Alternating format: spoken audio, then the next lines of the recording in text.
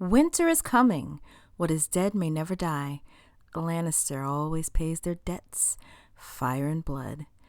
We've heard all those sayings all throughout Game of Thrones, but at no point have those words had truer meaning than they did in Season 8's premiere. That and dragons. Lots of dragons. Game of Thrones Season 8, Episode 1, Winterfell. Let's go. Hey guys, it's Marsha and welcome to Really Seriously For Real. I'm sure you all had a chance to watch Game of Thrones premiere episode because I'm about to spoil the hell out of it for you if you haven't. Also, I am on this serious GOT hype train, so I wrote a ton of stuff, and so we're going to end up splitting this into 2 videos, which I will link as they become available. So be sure to subscribe and click the bell so you're always notified when I upload a video. Let's get into this.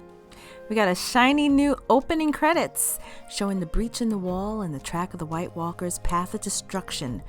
We also got to see inside Winterfell and King's Landing, because let's face it, there isn't much else in Westeros to see any longer. We start off with the little boy running through the town, trying to get a better look at the parade of soldiers headed towards Winterfell. Arya steps aside for him with a sly grin, probably thinking, that was me not too long ago. He climbs a tree, and then we finally get to see how many soldiers we're actually talking about, because it's a lot, just in case you're wondering. It was really nice because we got to see things from Arya's perspective. Jon and Daenerys ride side by side as the music swells. Arya nearly leaps out of her skin when she sees Jon. She needed to compose herself. We, the audience, were totally acting the same way. Well, at least I was. Their reunion will have to wait. She sees the Hound, and there's a look of shock that he's actually alive. Then she spots Gendry, and you can literally see her heart skip a beat like, a girl remembers his cuteness.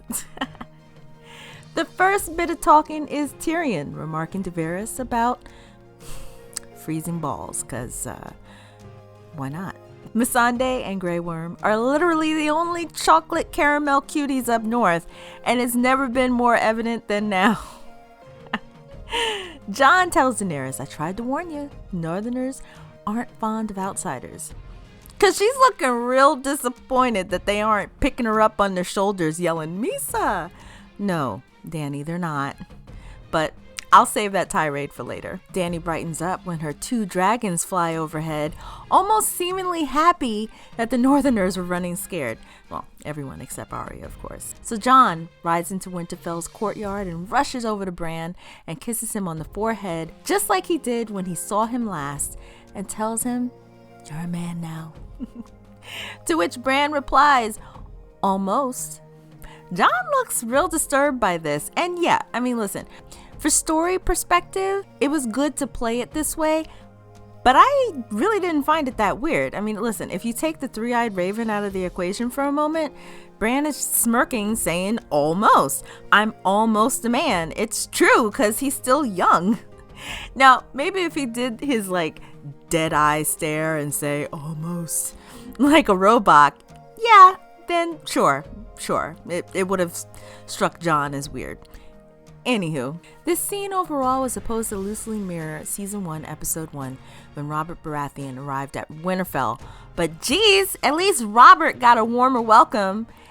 Everything was subdued. But that's what happens when you're given a gift, i.e. Northern Kingship, and then you re-gift it to someone else. Yeah, the Northern Lords, they weren't too happy with any of them. Sansa half-heartedly hugged Jon because she immediately turned her glare to the Dragon Queen. And Jon introduces Daenerys to Sansa, and Daenerys is all like, you in the North are as beautiful as your brother claimed. I don't know, guys. She could have used a better word than claimed, right?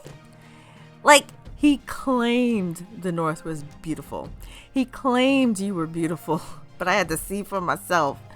I don't know, Sansa, she looked her up and down and was like, I'm not even going to school you, okay? Forget this. Winterfell is yours, your grace. Daenerys looked at Sansa like, oh, no, she didn't. But before she could respond, Bran abruptly interjects, Like, we don't have time for this. It didn't take green sight to tell that there was about to be a cat fight. Bran is like, remember the Night King, the army of the dead that's after us? Yeah, them. They have your dragon and breached the wall, so it's kind of game time. So then they all retreat to the Great Hall and were reminded who little Ned Umber was. And he was headed back to the last hearth with extra horses and wagons to bring his people back to Winterfell. But if the wall was breached, wouldn't his place be hit first? All right, listen, the new opening credits confirm this for me. I'm surprised no one thought about that. Anyway, Little Bear was getting into Jon's behind about giving up his crown. Jon thought he was going to be valiant, saying, it was either the crown or the north. I chose the north. He really thought that was going to say something. Yeah, no one really went for that. Then Tyrion thought he was going to say something profound. If I was sitting next to him, I would have kicked him under the table. Like, dude, you're a Lannister. Your nephew beheaded Ned. Your father ordered the hit on the rest of the family at the Red Wedding, held Sansa against her will, and you served the woman whose crazy father murdered the Stark grandfather and uncle. Sit down, Tyrion. Now is not the good time. But nah, he gets up, caps off his speech, saying the Lannister army is coming to help. And they thought Jon was a fool for admitting to Cersei that he knelt to Daenerys. Anyway, Sansa, she raises a very shaded yet valid point. How do we feed this impressive army? What do dragons eat anyway? I loved it. And Daenerys says, whatever they want. Boom! Listen, Daenerys was like, two can play at this game, but I'm deadlier. See, here's the thing. If any one of those northern lords actually went with Jon when he traveled to Dragonstone, when he went past the wall, while he was at King's Landing, then they could have brought back additional confirmation that, yeah, I too have seen the army of the dead. All your squabbles don't matter. The only king we need to worry about is the Night King. Yeah. And thanks, all-knowing Bran, for not reinforcing this. I guess they only bring him out when there's a complicated plot that they can't flush out properly, or just to stare into someone's soul like he did to Tyrion in the next scene after Sansa laughed at him, saying, I used to think you were the cleverest man. All right, first of all, did you hear the ravens at the start of that scene? And then see one just behind Sansa? All that before you see Bran staring at Tyrion. What was that about? Creepy as hell. What does he know? Anyway, moving on. The Arya and Jon reunion. I think I broke my cheeks smiling so hard. You know how close they were. And he had Needle made especially for her before he left. And that was always a beacon for Arya, a symbol of home, of who she is. She couldn't really verbalize to Jon what she had been through. Did you ever have to use Needle? He asked. Once or twice was her response. I guess when all is said and done, everyone can sit around with some wine and swap adventure stories. Anyway, Arya's reunion with Jon also solidified the unity between Arya and Sansa. Sansa thinks she's smarter than everyone, says Jon. And Arya says she's the smartest person she knows. Ouch!